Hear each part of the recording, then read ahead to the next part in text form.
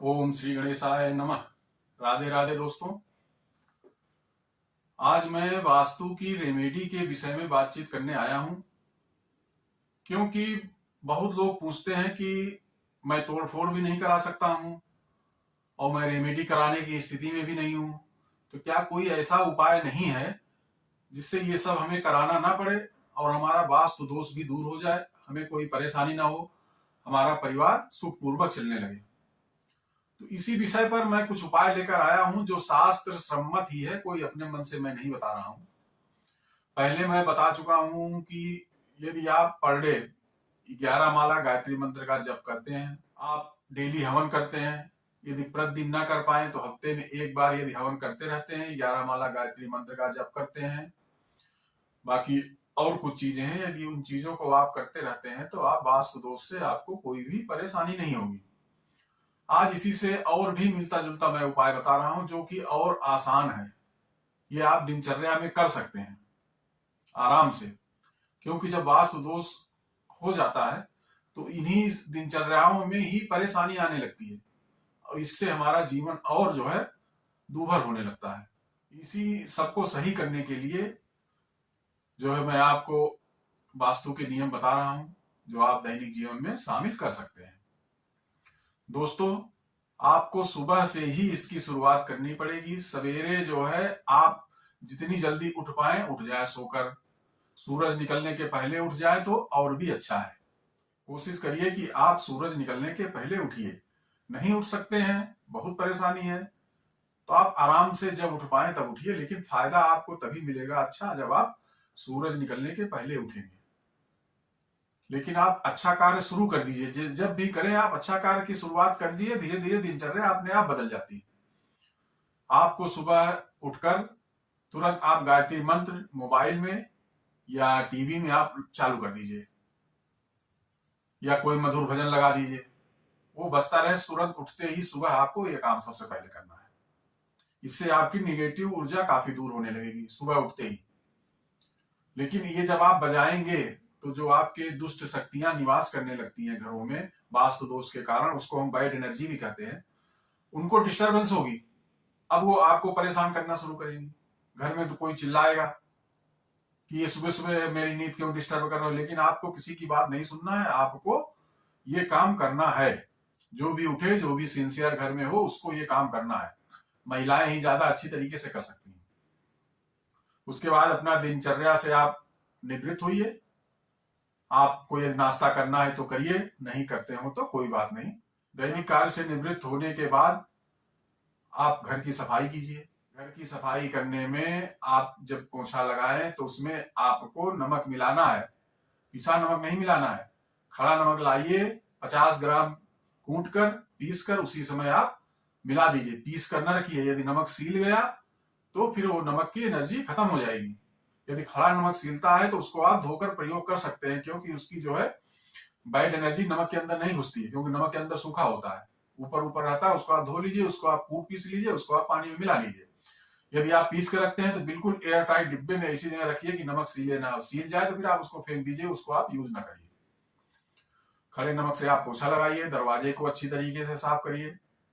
Kitchen देखिए, kitchen के अंदर से बदबू तो नहीं आ रही है, उसको आप बदबू दूर करने का उपाय करिए।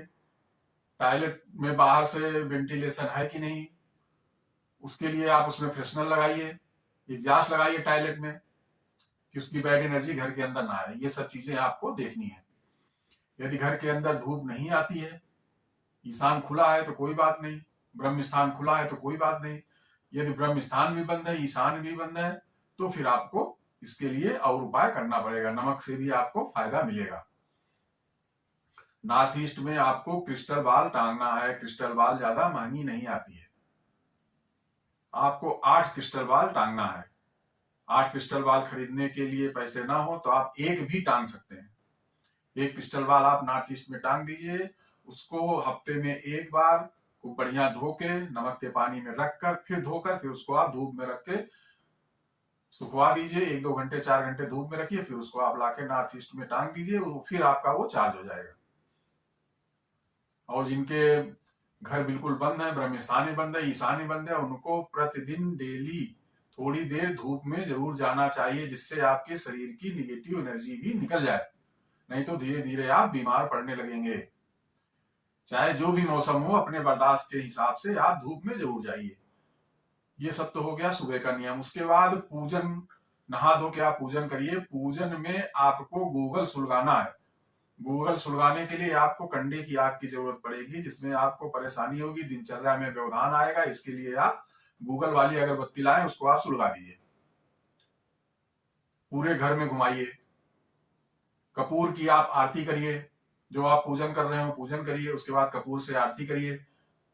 शाम को कपूर की आरती जरूर करनी है, इसलिए आप अपनी ताकत के अनुसार, यदि आप दोपहर में कर सकते हैं, कपूर जला सकते हैं तो ठीक है, नहीं तो शाम को तो आपको निश्चित ही जलाना पड़ेगा। दोपहर में पूजन के बाद बाकी आपकी दिनचर्या कैसे है, उस हिसाब से आप अपनी दिनचर्या करिए। शाम को आपको आरती करनी है कपूर से।